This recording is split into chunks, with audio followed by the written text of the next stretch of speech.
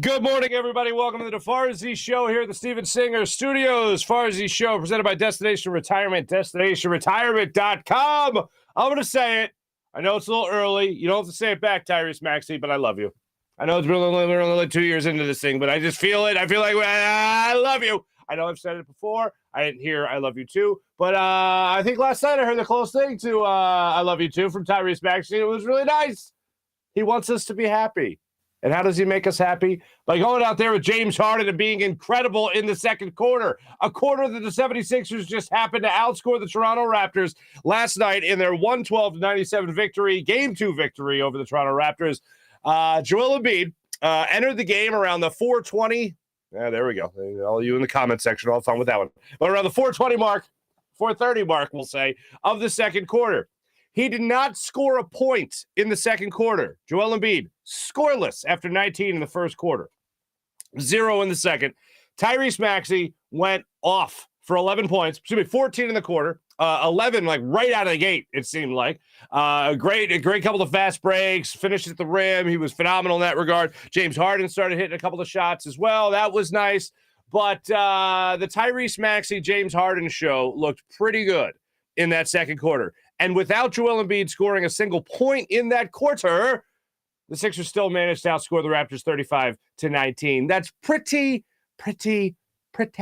impressive from the young guard and the veteran guard in James Harden. After the game, Tyrese Maxey didn't just give he didn't just lead you into things that he loves you to. He told you he wants you to be happy. He also broke down what makes James Harden and Tyrese Maxey. Tyrese Maxey broke this down.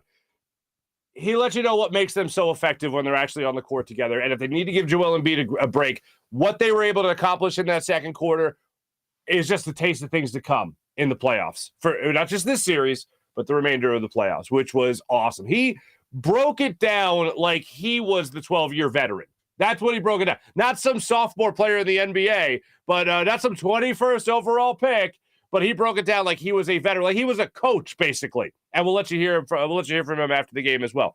What the Sixers were able to do in this game was sheer dominance. And my number one thing from this game is not Tyrese Maxey and what he was able to do. It's not James Harden and just basically his somewhat normal stat line, average stat line in this particular game, or even Tobias Harris getting another 20-point game for himself. You know what? Danny Green dunked a basketball, and that was cool and all. It helped squash a comeback by the Raptors late in that game. But that was not my main takeaway. My main takeaway of this game was that the Toronto Raptors tried to get under the skin of Joel Embiid. They tried to frustrate Joel Embiid. Nick Nurse tried to call attention from the referees to Joel Embiid and the way he likes to play. All that backfired horribly. Hey, let's frustrate Joel Embiid. Hey, let's take him off his game. Let's see if we can make him play down to our level. They gave Joel Embiid the directions to the low road. He took it on one play, and I can't say that I blame him for it. They got double text in that situation, Anunoby and him. But he still scored 10 points in the first 5 minutes of the game. So, sorry, Nick Nurse, it really didn't work out. And as I said already, he went on to score 19 in the first quarter alone. And despite not scoring in the second quarter, he still had a game-high 19 points at halftime. You love to see it. I really feel like the Toronto Raptors, I don't really blame them for this. They're playing desperate. And why are they playing desperate? Because they have to play desperate. They're short-staffed. They're not as talented as the Sixers. I mean, I know we talk about the Sixers being underdogs. Excuse me. A lot of national people had them winning this series in 5 or 6 games. So I never really looked at it as, the Sixers should lose this series. The Sixers' biggest opponent in this series, I don't think, was ever the Toronto Raptors. Sixers' biggest opponent was themselves. Will they still play for Doc Rivers? Will they still control the pace of play with James Harden? Will Tyrese Maxey step up? Tobias Harris? Will Joel Embiid be consistent? Will Joel Embiid try not to force anything? In game 1, he certainly did it. Last night, maybe a little bit. I saw a little bit more of it. But the Toronto Raptors needed to play a perfect game. They needed to play like the Sixers played in game 1 of this series in order to win any game in this series. And they weren't able to do that, at least out of the first 2 games. But the Sixers put away all that worry that they were going to have to battle themselves in the first 2 games. Now it's a matter of getting more minutes from Danny Green, who last night was on the floor for a good amount of time. not just to dunk the basketball, but overall just on the floor for a long time. As a matter of fact, Danny Green logged 38 minutes last night, had 11 points, 3 of 9 from beyond the arc, 4 of 12 from the floor. But that was nice. But everything else that you saw in that game, it was not the major takeaway for me. The major takeaway was the fact that Joel Embiid still played within himself for the vast majority of this game. The Raptors threw everything at him to try to frustrate him, to force him into mistakes, and they could not rattle the man. It was a sight to be seen. Now it's just about whether or not you can play without, if Danny Green can continue to log minutes of 35 plus without Matisse Thybulle playing north of the border in Canada. That's what it's about right now. The Sixers should sweep this series. The Sixers are the better team in this series. The Sixers should roll into the second round of the playoffs and feel pretty damn good about themselves, and they did exactly what they were supposed to do, despite some of the naysayers, myself included. I didn't know if they could get it together. I told you I had concerns about this Raptors series because mainly of the way the Sixers were playing down to their opponents. And what happened in that fourth quarter? You saw them up, more than 20? And then you see him in that fourth quarter start to leak oil. Joel Embiid checks back into the game. I'm thinking to myself, you're up 20 points. Let Joel Embiid sit. Let James Harden sit. Let them get some rest. If you see things start to slip away, come on in, fellas, and let's squash this. Let's squash this rebellion from the Raptors. And fortunately, Joel Embiid checks back into the game. Tyrese Maxey hits a huge 3 in this game to also help squash any comeback from the Raptors late in that game. You get some great play from James Harden on his assists. You get some great play from Joel Embiid when he checked in, and you got that dunk from Danny Green. That was I'm still not sure what happened. I blacked out when I saw it. I went, what is? No way.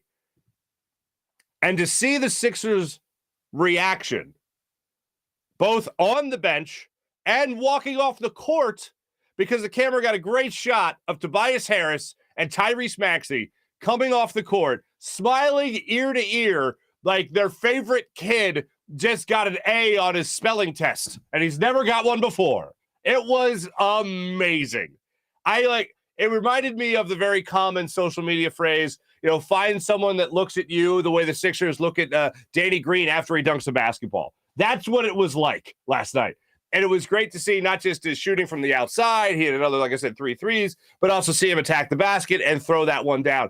I thought, here comes when I saw him take off, I was like, here comes a finger roll. Here comes a layup, something like that. Here comes a little teardrop. No. Danny Green slammed it home.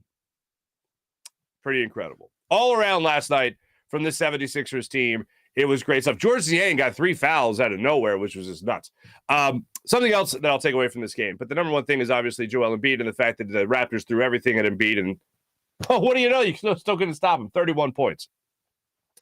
Last night, the camera caught Nick Nurse and Joel Embiid having a little exchange, and I will say animated. I won't say aggressive, but I'll say an animated type of exchange. And I thought it was a respectful conversation between two parties. That's what I thought. And obviously it was about fouls. And Joel Embiid said, I'll let you hear him, but he basically said that he kept it respectful, but gave the gist. Gave the gist to the media after the game. I'll let you hear from him post-game as well as part of our locker room report. But I was overall just amazed with how they played this game. And you know what really jumped out at me? And I'm sorry to do this. And I don't know why this was in my head, but it was last night. And if you follow me on Twitter, you saw me tweet this more than once. But I couldn't get it out of my head. Nick Nurse looks like the kid from Jerry Maguire all grown up. You know the kid, the human head weighs 8 pounds? That kid?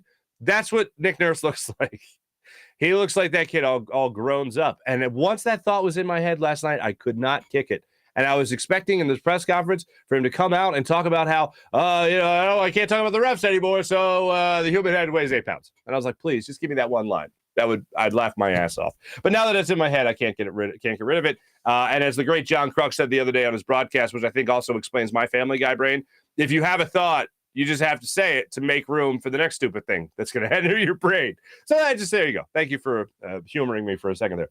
But after the game, some great things were said. Some great things from the Sixers were said in terms of their chemistry that has been building on this team, as well as strategy from Matisse Thybulle and James Harden. And that was great to see. And once again, I don't know what Doc was doing over the course of the week, but old Duck Rivers, he knew how to push the buttons of this team.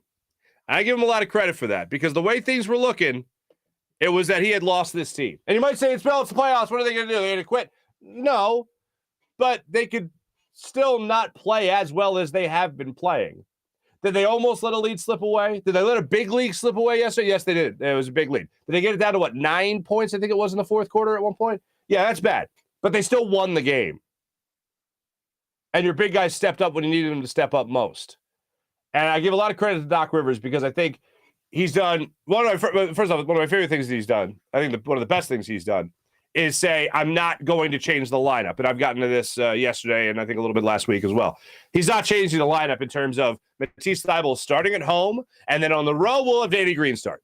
He's going with consistency, so these guys can continue to build. And I think in these last couple of games with Danny Green actually playing more minutes, with him getting more of the starters minutes, I feel like, with him getting starters minutes, I should say, I feel like he is finding his flow again. And that is something that has evaded him throughout this year, as he did not have a great year from beyond the arc in general, especially after Matisse Thybulle took over that starting spot in the Sixers starting five.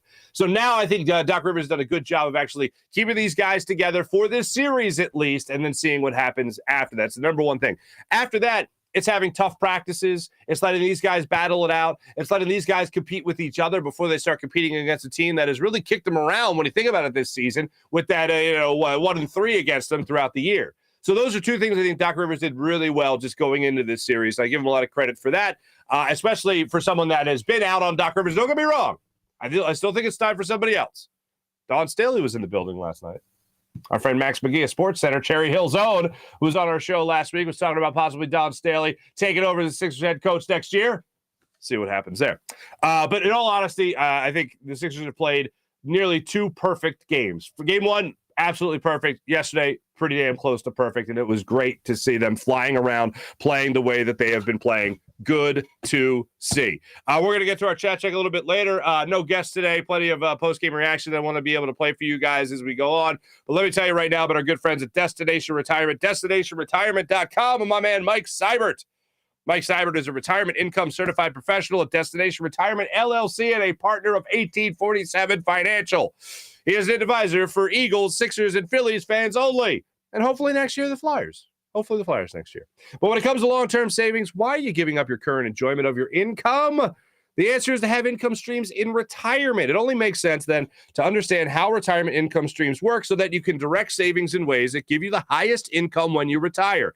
Think of it like climbing a mountain. Is the objective just to get to the top of the mountain? No. You're to the top of the mountain and then safely back down the mountain.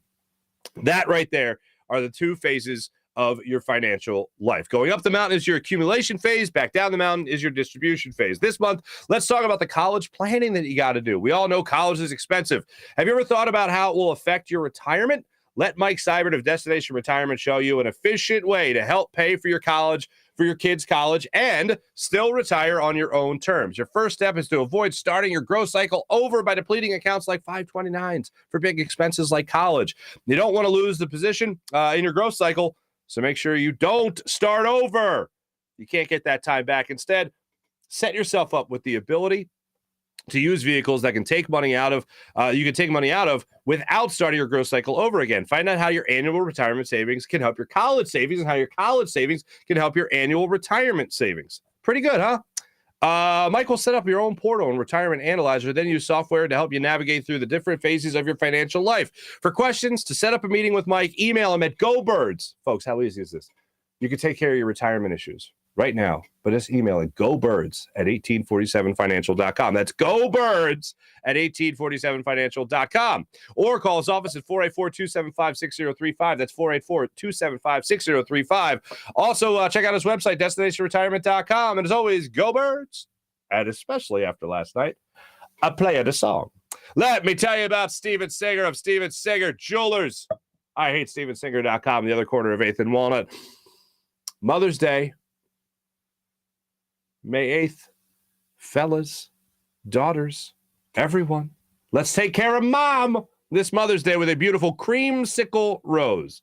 That's a gold-dipped rose dressed up like a beautiful creamsicle. It's just absolutely fantastic. There's a 24 karat gold dip rose with that mouth-watering, creamy orange color exclusively at IHateStevenSinger.com. In this crazy world we live in, there's never been a more important time to tell mom just how much you love her. Give her the number one gift for Mother's Day this Mother's Day. Picture a real long stem rose dipped in 24 karat gold with long peach petals, preserved and guaranteed to last a lifetime. It's the sweetest way to tell mom how much those little moments in life meant to you and how much you love mom. Mother's Day is just around the corner now. Don't get flowers that die in a week. Give her a gift she'll cherish forever. Steven Singer's brand new creamsicle 24 karat gold dip rose. Go to IHateStevenSinger.com right now to order. Go to IHateStevenSinger.com. They start at just $59. That's IHateStevenSinger.com. And remember, always fast and free shipping at IHateStevenSinger.com. Without further ado, actually, before we jump into our locker room report from Roth Orthopedics, just real quick on the Phillies. How we're really ripping Aaron Nola and all that stuff? And that's still right. And all that. Because the whole thing is last night was a really good start for Aaron Nola. And then he wasn't good. He wasn't good in his previous starts. This start, he was good in. He allowed one run and pitched pretty damn well in the Phillies 4-1 loss to the Rockies. But Nola last night, not his fault. The Bats only mustering one run last night. That's a bit of a bigger problem. Nola went 5 1/3, 2 runs on 6 hits, 2 runs on 6 hits, 1 walk. One of the runs was a home run by Charlie Blackmon, who opened up the scoring for the Rockies, at least in that 6th inning, and they later got to Nola. Nola pitched himself out of some jams last night. In total, he needed 84 pitches to get through those 5 2/3. Still a decent amount of pitches, not crazy by any means at 5 1/3, but he got into the 6th inning at least. I don't know what the Phillies are doing with this lineup. But look, the pressure is on Joe Girardi here. I'll make this statement, I feel like, way too many times throughout the season until the Phillies make a change. I'm not saying fire Joe Girardi right now. I'm just saying that he really needs to do a lot to gain some confidence in not just me or the fan base, but his bosses, the guys that make the decision, the people that make the decision. He needs to step up a little bit. And yes, most importantly, do the guys need to hit? Yes, guys need to hit. Can Joe Girardi wave a magic wand and make guys hit? No, he can't do that. But I've always believed that players are creatures of habit, and moving Real Muto around, I don't think is the best idea in the world. I know he's been your best hitter this season, your most consistent hitter this season, other than Alec Boehm, by the way. Who was 1 for 3 last night. He's batting .571 on the season, so that's not bad.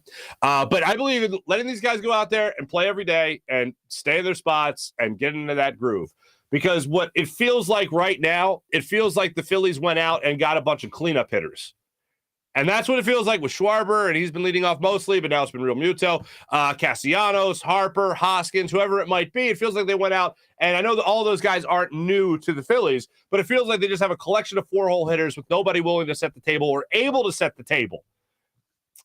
When the season starts picking up, I would put it this way. I think the Phillies have a moment this season where things start to pick up because we all remember all their power. Even Bryce Harper last year needed time to pick up. Ryan Howard throughout his career always needed time to rev up, especially during those 5 incredible seasons he had with the Phillies. So for me, that's what I'm going to be focusing on. I'm going to be starting to really grade this team after the month of April. I'm going to try not to jump on the fire the manager bandwagon that seems to come around so often in the city.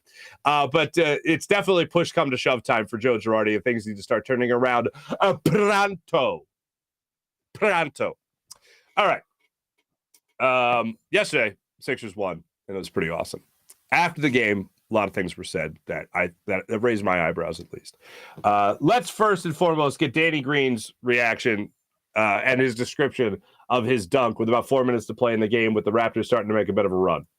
I knew that the last time I tried to get a breakaway layup against them, it was denied, I guess. It was easily. They have a lot of length. They block a lot of shots. So when you go to the rim against them, you got to make sure you get to the rim. So I had that in my mind. I knew last time, it was Tyrese actually threw me the ball last time too. So I had to make him look good this time. I know last time he was a little upset. I messed up his assist. But I just made sure that I got to the rim.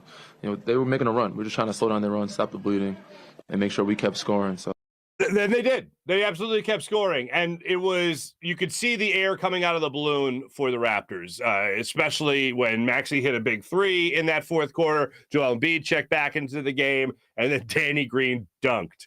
Like, it reminded me of the scene of Goodfellas. You know the scene of Goodfellas when Henry Hill, as the kid, comes out of the courtroom with Bobby De Niro and I call him Bobby. Robert De Niro. And he goes, you don't rat, you learned. We must put it, you don't rat on your friends, and you keep your mouth shut. And he puts the money in his pocket, your graduation present. And then you see Paulie, hey, he says the line, you know the line, hey, and they all hug him like, congratulations. That's what it was like when Danny Green went back to the bench. Like, I half expected Paul Sorvino to just be there like, ah. Paulie slices the garlic real thin, so it'll liquefy with a little bit of oil. Anyway, all right. Let's get your head coach, Doc Rivers. I will refer to him as Doc for at least this episode. Doc Rivers on Danny Green throwing it down and what the reaction was.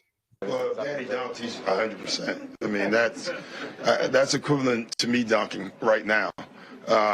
So that was great. That's, we laugh because he'll dunk in the practice every once in a while, and the whole team now yells game shots. Like, no, that's not a game shot. Now, what? What? What was? What? Did Doc just make? Doc just made it funny. Doc Rivers, hilarious. That's like me dunking now. That's pretty funny. I give him that one. We got Doc Rivers putting the quarter in the machine of the Sixers to be competitive in practice. We got Doc Rivers with decent rotations. We got Doc Rivers having the Danny Green guys start. And now we got Doc Rivers cracking jokes. He's a far cry now from that. Did we ask Pop that question? I remember that guy. That was the guy I was firing last week.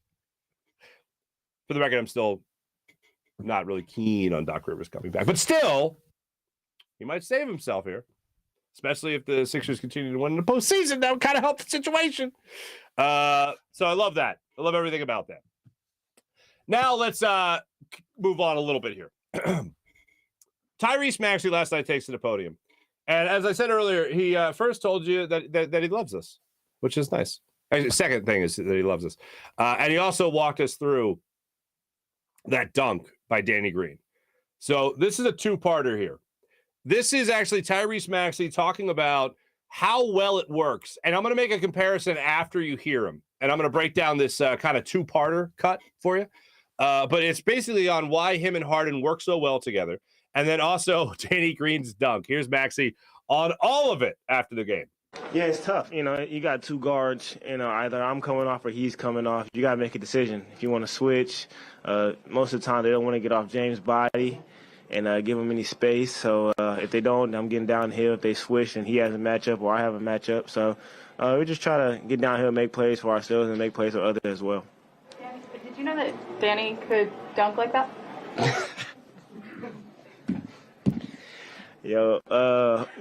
We played Toronto at Toronto a couple weeks ago, and I threw him almost identical pass, and Boucher blocked it. I said, Danny, you just got to try to dunk it. And he said, I got you in the playoffs. So he dunked it today. How beautiful is that? All right, first part of that, the breakdown between him and James Harden, spacing is basically what he's talking about a lot there. I can't believe I'm about to say this because I always think about this in a football analogy. And for a long time in the NFL, and it's still good to have, but that thunder and lightning type of running back, the guy, attack the line of scrimmage, it's 3rd and 1, whatever, it's 4th and goal, up the middle with the big guy, the thunder, you got open field, you got the lightning, right? That's what it feels like you have right now with James Harden and Tyrese Maxey. The change of play, the change of pace that those two can provide. You want to play somebody that's going to be quick? You want to try to stop somebody that's quick? Oh, good luck with Tyrese Maxey. And while you're doing that, guess who's going to be open at the top of the key for a three-point attempt? Or guess who's going to try to force his way into the lane with that strength like a bull? James Harden. And James Harden, we've talked about it before, his blow-by rate has dropped significantly. Not as good as it used to be. And you can just watch him. Last night, there was a perfect example where normally a play where he beats somebody off the dribble, he's already at the rim before you blink. His defender caught up with him. I don't think it was Van Fleet. I forget who it was that was D'ing him up, but he was right there with him. And there was nothing he could do about it other than try to pass the ball out, which was fine because he's got like 8 sets of eyes and he sees the whole court, and he's able to hit a guy like Tobias Harris in the corner for a 3, or Danny Green in the foul line extended for a 3. That's what's so great from James Harden's game. And when he relies a little too much on that distribution is where I start to get a little bit worried. But last night, for instance, just to give you the right numbers here. Last night, James Harden goes out, very pedestrian type night in terms of the straight stat line, but still 6 assists, 6 rebounds, 14 points. He was a plus 17 in the game at 41 minutes logged. Not a crazy game shooting-wise. He didn't keep on shooting. He didn't keep on shooting and keep on shooting. 3 for 9 from the floor, 1 for 4 from beyond the arc, 7 of 8 from the free throw line, which is fine. If he is still finding other guys, if he is not turning the ball over, which is unfortunate because last night I believe he had the team high 5 turnovers last night. Was the team high. Joel had 4. But last night was not the perfect example of James Harden protecting the basketball. Last night was more of an example of maybe him trying to force things. But when he keeps his head on his shoulders and keeps his head on a swivel, at the same time, he's able to find those guys like Tobias or Danny Green or whoever it might be, or Tyrese Maxey. He's able to distribute.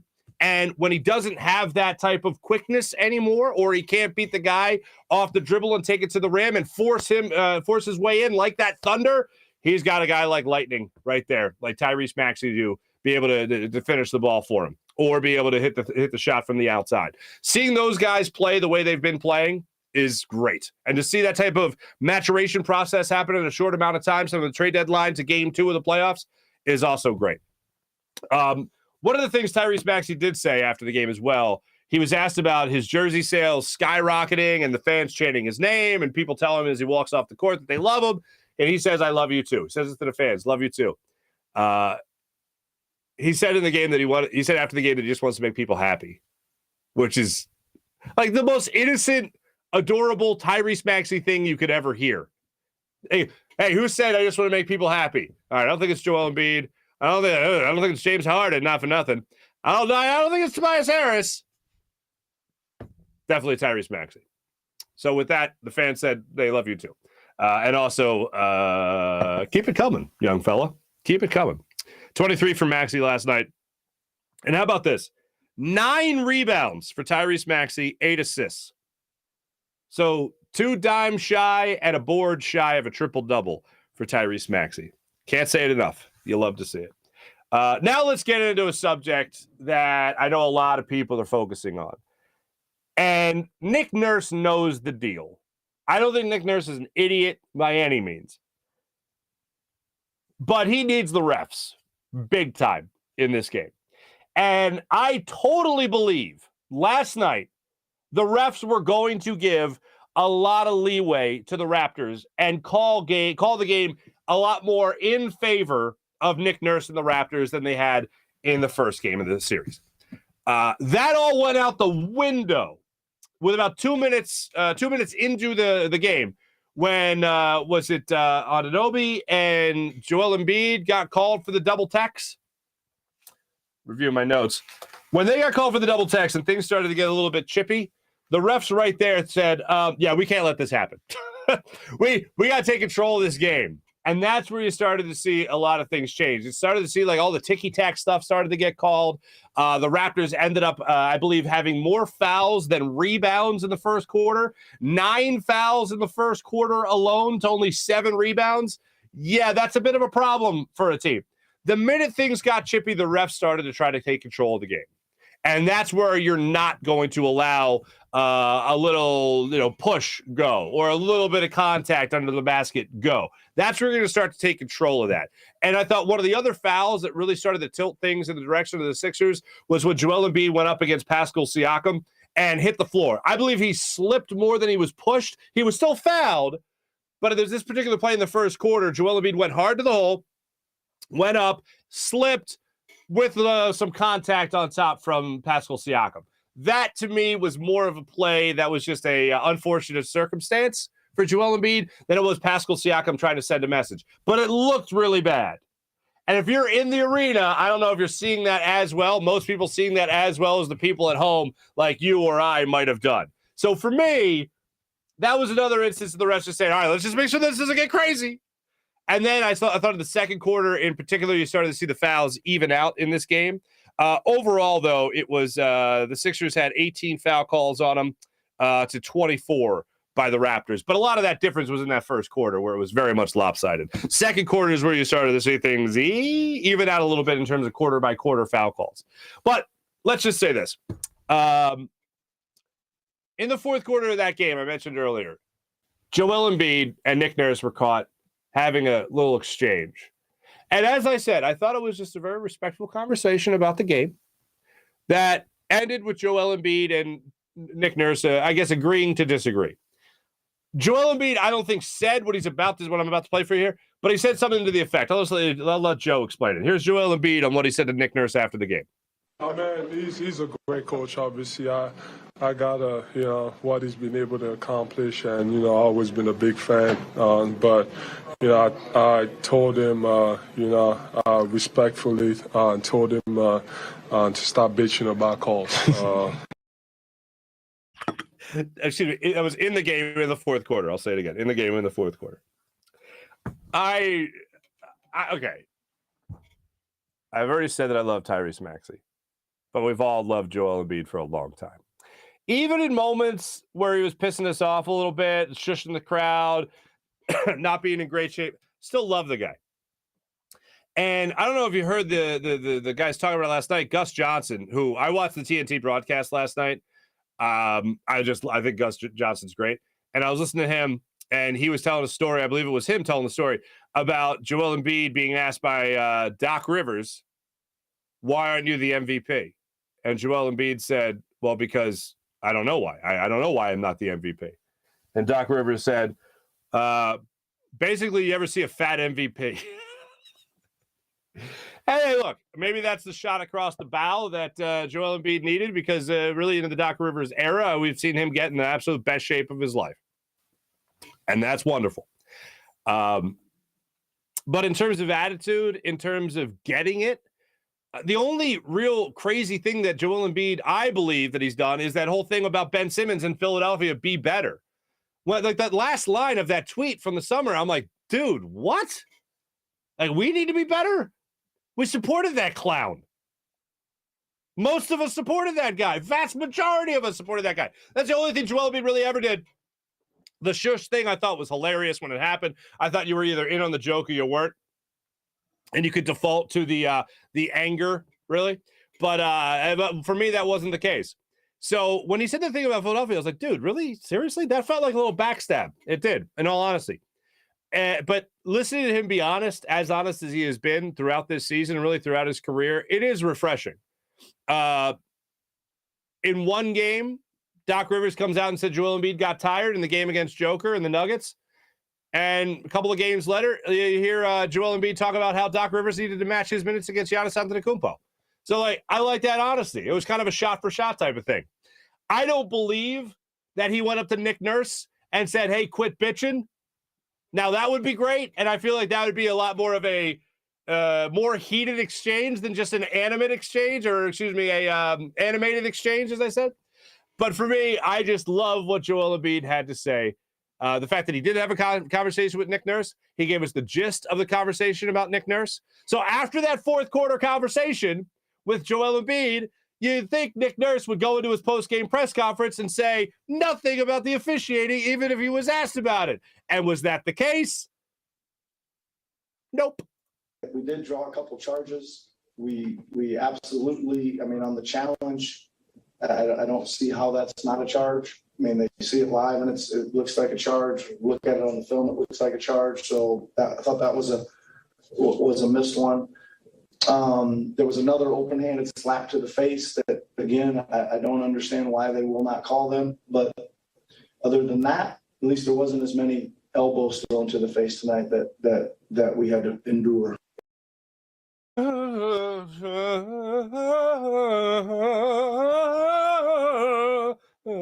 That's what a violin sounds like in my mind.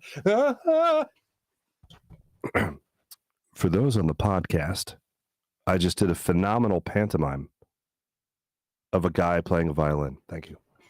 Anyway, so that to me is something that you really need to pay attention to with Nick Nurse. He's not going to stop bitching and moaning about the officiating, even if Joel Embiid says, quit bitching. Or maybe Jim Lynam says something. Play on, dude. Still not tired of that cut. Look, Nick Nurse is throwing Hail Marys, folks. That's what Nick Nurse is doing. He's got nothing else.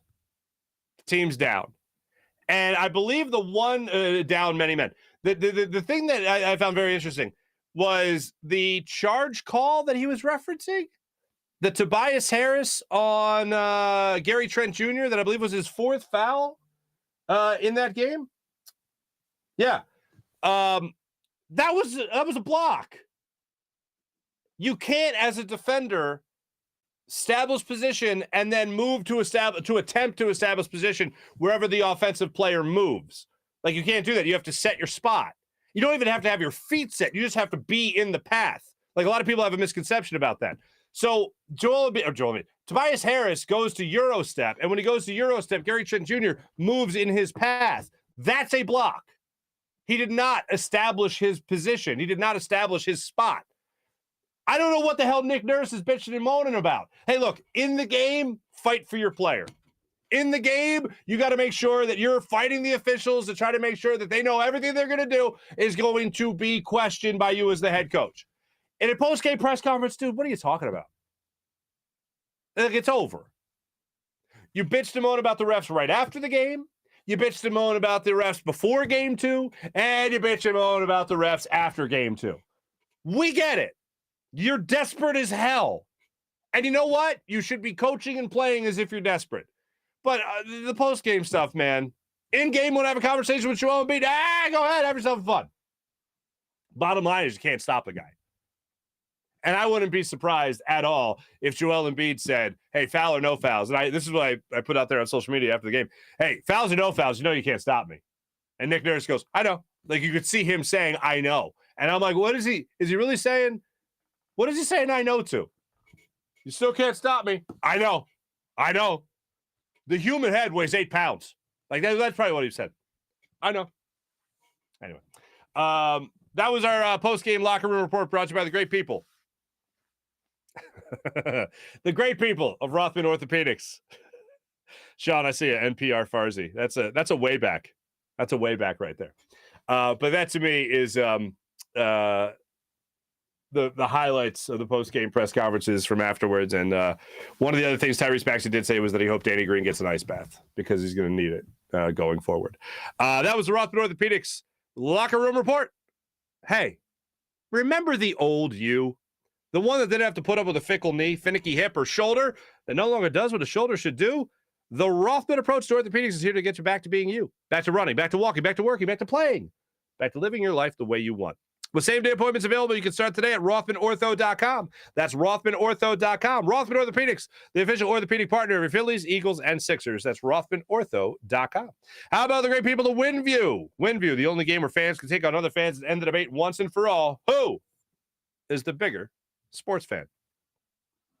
Maybe you can play a little NBA playoffs, Windview contest, challenge a friend, have yourself a good time. But remember, it's not a sports book. It's not daily fantasy. It's a social gaming app where fans can take on other fans and end the debate once and for all. Who's the bigger sports fan and win real money prizes? Maybe you make a prediction on Tyrese Maxey's over. Maybe you make a prediction on James Harden assists. Maybe make a prediction on James Harden and Joel Embiid free throws made. Maybe do that with Windview. Download the Windview app right now. Have yourself a good time. How about PHL Sports Nation, Philadelphia Sports Nation, enhancing a Philadelphia sports fan experience across all social media and blogs. That's PHLSportsNation.com. Now it's time for everyone's favorite part of the show. Let's jump into the chat check, see how you wonderful, beautiful people are. Now I know that the chat was bumping here. Let me see here. Yep, things are happening. Things are happening. Trying to see everything. Here we go. Top chat? Am I at the top chat? Yeah. Oh, there we go. Huh? I'm not a boomer anymore. I just figured something out. How to see the things I missed. Oh, nope, did not see it. Damn it, man. Mally, good morning.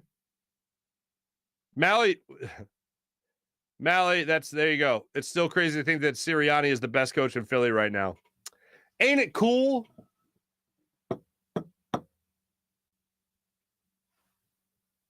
Jim Curtin. I'll take Jim Curtin over Nick Sirianni. There you go. Now I'm going to get the Villanova people. What about Jay Wright? He's in the Hall of Fame already. Yeah, he is. He's in the Hall of Fame, and he's like 40. God bless him. Good morning, Mike Fuji. Good morning, Mally. Good morning, Alyssa. Sean Gillespie, what's going on? Good morning. Happy JoJo Tuesday. Joe was on a mission. He was on a mission last night. Alyssa, it was a fun 2-day watching the Phillies, wasn't it? What? Hopefully the Phillies will get much, much better. Oh, this must be when I was talking about the Phillies for a second, and then this must be where it took off. Kevin Guest, is Duck Rivers picking the Phillies lineup? I feel like we'll have Scooby-Doo ending. Kevin Guest, you already know. You already know any Wayne's World reference is very much welcome on this program. I feel like we'll have a Scooby-Doo ending, and when we pull off the mask, when we pull off Girardi's mask, it'll just be Duck Rivers. First 2 games of the season, Mally, laugh out loud. Mike Fuji, good morning, Mally, Alyssa, everyone. Play the song. You're damn right, Mally, Sean, Michael Sims.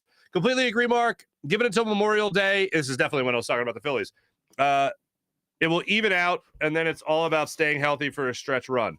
Let's hope so. Oh, wow, that takes me back, Mike. No doubt Joe Girardi should be on the hot seat. Mike Williams, facts. I hope so. Jacob Creed, did we talk about crying Nick Nurse yet? I saw you put that in there right before we talked about it, but yes, we obviously got to that.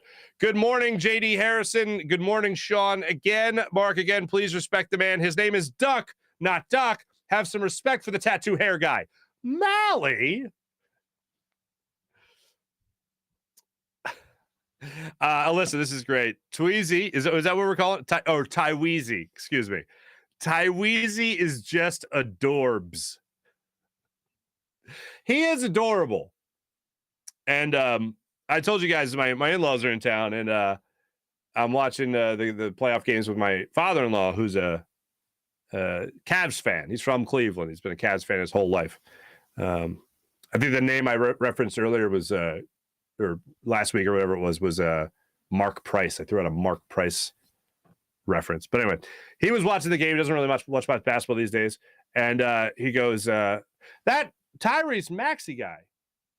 My father-in-law sounds a little bit like It's a Wonderful Life. Jerry Stewart. It sounds a little bit like that, but only the high-pitched. And he just goes, that Maxey fella is a handsome kid. And I'm like, you're damn right he is. Handsome little guy. Adorable, even, Alyssa. Absolutely. Jim Grasmeter running out of great things to say about Maxey. I lost every single one of my parlays last night because Harden's 6 assists. Alyssa, I'm sorry. Jacob congratulating Mally on getting a pinned tweet. Or, excuse me, a pinned comment. Yeah. I wonder what the over-under was on the green dunk. Probably non-existent. Wrath of Kala. What's up? Air Green. You're damn right. How about Danny Green's suit? Can we just look at that one more time? I'll just play a quick little sound right there. Look at this. I knew that the last time I tried to get a breakaway layup. It looked like a zoot suit. It looks more like a sweatshirt now that I look at it. It's a sweatshirt, but he was in the lime green. He was in the lime green. JD Harrison, it's weird. I just want to hug Joel. Mally is blown his own mind that he's got a pinned tweet. That's great. That's PJ right there. Great work, PJ. I watched TNT as well. Zach, there you go. I don't know why I was watching playoffs NBC Philly coverage. Maybe we missed Zoom off. I like it's nothing against Ala or Kate Scott. I just wanted to hear Gus Johnson. And then I was right back to Amy and Mark Jackson and Coach for postgame. By the way, Mark Jackson had a great line last night, and I thought it was hilarious. And I also, it was a good point. You want to bully the bully until the bully fights back. And it's like, you're damn right. Or you bully someone until you bring the bully out of them. It was something more along those lines. And he also talked about how his grandmother raised him, and it was like, basically, don't let anybody punk you. That's what happened last night. They didn't let anybody punk them. Real Time. What's up, Real Time? First time we'll be talking today. Of 2 times we'll be talking today. I'll be a guest on Real Time show later today. Look forward to that. Nick Nurse, crybaby. Low butt.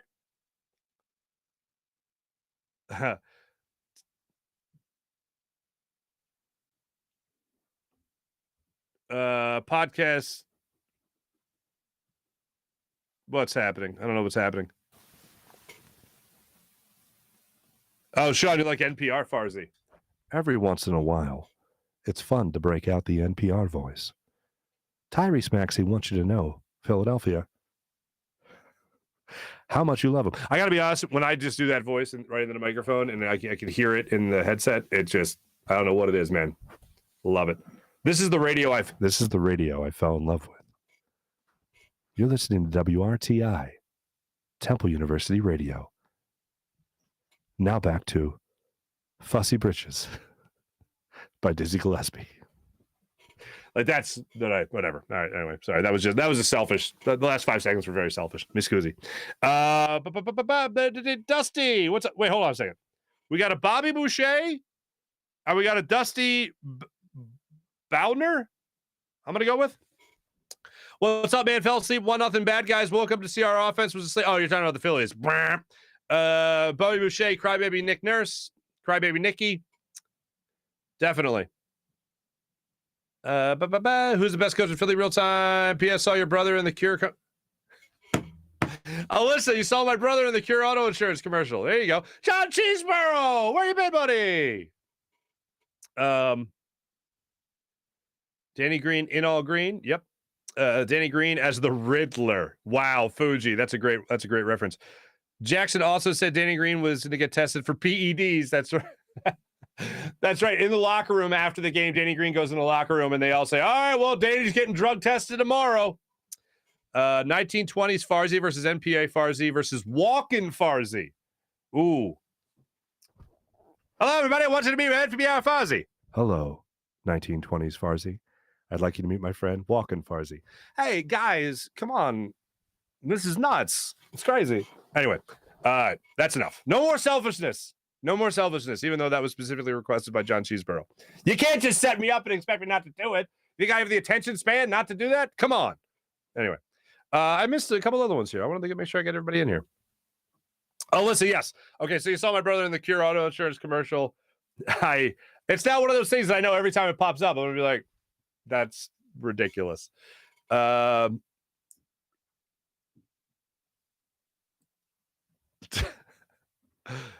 Live chat greater than top chat. I honestly didn't know there was a difference until like 20 seconds ago. Let me go live chat again here. Come on now. There we go. Dan Schwartz, I'm going to be late for work today because I'm blaming it on the Phillies. Everything seems to be their fault. Why not, man? You should. Oh, Dusty, your last name is pronounced Boner. Okay. What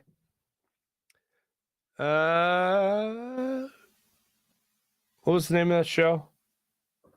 Again, horrible attention span. Sorry. The Seavers. What was it? Growing Pains? It was Growing Pains. Was the Seavers, right? Mike, Boner's at the door. That's an old one for those people that don't know it. That's an old one. Farzy, your my doppelganger is Jay Wright. Oh, God. Don't insult the man like that. Don't insult Jay Wright. Real time saying that he would like to see the Sixers push the pace. Sometimes James or Maxey is waiting for Embiid. Yeah, I would say that's accurate. Real time. Nick Nurse Bitch Fest brought to you by Rothman Orthopedics. There you go. Thanks everybody in the chat. You guys are phenomenal. Appreciate it. Sean Gillespie, cheese, Walkin' Farzy all the way. Dusty Boner is a great name. That has to be a Simpsons. Bart Simpson calling Moe's Tavern. That's what that has to be. Thanks, everybody in the chat. You guys are fantastic as per usual. Let's go Sixers is all I got to say from this point on. Let's hope that they keep it on with all the great stuff they've been doing in this game. Sixers, let's move it into the Morning Rush, brought to you by Sky Motorcars, skymotorcars.com. Sixers now right back in action tomorrow night. They're going to be tipping off at 8 o'clock north of the border. First of 2 games they're going to play in Canada without Matisse, God forbid, without Tyrese Maxey, without Matisse Thybulle. And then listen to this. So the Sixers are going to play on Wednesday, and then they're off until Saturday. Do I have that right? That's a nut house right there. Sixers aren't going to. Yeah, I don't think the Sixers play again until Saturday. Let me just make sure that's right. Yeah. So that's a long layoff. Very excited for Joel Embiid and Tyrese. Very excited for Joel Embiid and James Harden to be able to kick their feet up. I saw somebody, said to me yesterday when I put it out there on social media saying that I want Harden and Embiid to at least sit for the beginning of the fourth quarter, get some rest, save the guys can close it out for them, which obviously ended up not being the case. Harden ended up starting the fourth quarter, and then Joel Embiid came in at like the 8-minute mark, whatever it was. But somebody was like, no, I'd rather James Harden play. And I'm like, I think James Harden's better when he's got more time off. Like his first game back, the first game that they played in a week with game one of the series, he was great. Both shooting, assists, 14 assists. I think I closed the show yesterday by saying 10 assists. He had 14 assists in game one. Like, I think he is better when he gets more time off, because he's older. And I don't think the hamstring's 100%. So I'd rather give him as much time off as humanly possible. So a Wednesday-Saturday game for the Sixers is great. I don't mind that a little bit. I want to give as much time off as humanly possible. Phillies back in action today as well. The 4-7 Phillies right back at it for another 8:40 start time tonight in Colorado against Colorado Rockies. Kyle Gibson gets the ball for the Phillies against Kyle Freeland. Hopefully the Phillies bats can snap out of it. And I don't know, do really well. That'd be nice. So we'll see if that happens, because it's not like Colorado Coors Field is a hitter's ballpark. Anyway, thanks for watching. Thanks for listening. Hey, bonus me today, folks. Catch me on Fox 29 a little bit later today, 7:45 this morning. For those in the Philadelphia market. But yeah, catch me up there with Mike Jarek and Alex Holly talking all things Sixers, I'm sure. Thanks for watching. Thanks for listening. This is a Buzz Sports Entertainment production. Jim Hyden produced the program, did a phenomenal job as per usual. Thanks to everybody in the chat. You guys are great. This is the Farzy Show coming to you live from the Steven Singer Studios as we do every day from 6 to 7 a.m. And as always, the Farzy Show is presented by Destination Retirement, destinationretirement.com. Email my man Mike Seibert about all things retirement at GoBirds@1847financial.com. Have a great rest of your day, everybody. Catch me on Fox 29. Take it easy.